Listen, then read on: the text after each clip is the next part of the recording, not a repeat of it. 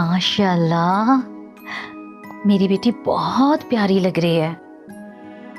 अल्लाह ताला तुम्हें हर नजरे बद से बचाए।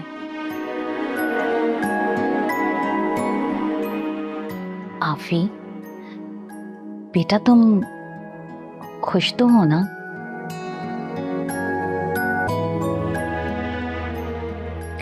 हर माँ बाप की ख्वाहिश होती है कि वो अपनी औलाद की खुशियां देखें,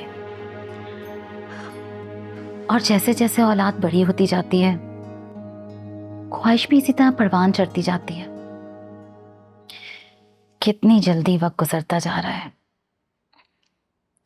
जैसे कल ही की बात हो, अभी तुम्हारा रिश्ता तय हुआ था और आज देखो, आज मंगनी का दिन भी आ पहुंचा। इसी तरह एक दिन तुम्हारी शादी का दिन भी आ जाएगा और फिर तुम इस घर से उस घर में चली जाओगी।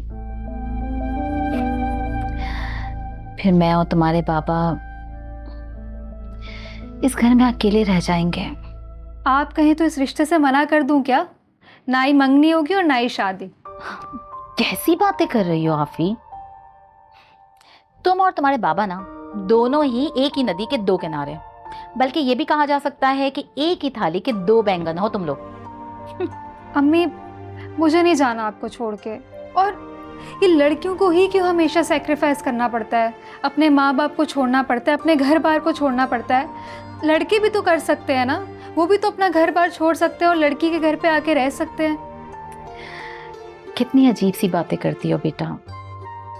ये तो दुनिया का दस्तूर है और सदियों से यही चला आ रहा है। लेकिन अम्मी, ये दस्तूर भी तो लोगों ने ही बनाया है ना, और इस दस्तूर को बदला भी तो जा सकता है ना। बेटा, बेटियां तो रोशनी होती हैं और रोशनी का काम क्या है? फैल जाना। वो जहां जाती हैं अपने साथ एक नई रोशनी का चिराग जला देती है। लेकिन अम्मी, अगर रोशनी अपनी जगह छोड़ दे तो बुझ भी तो जाती है ना।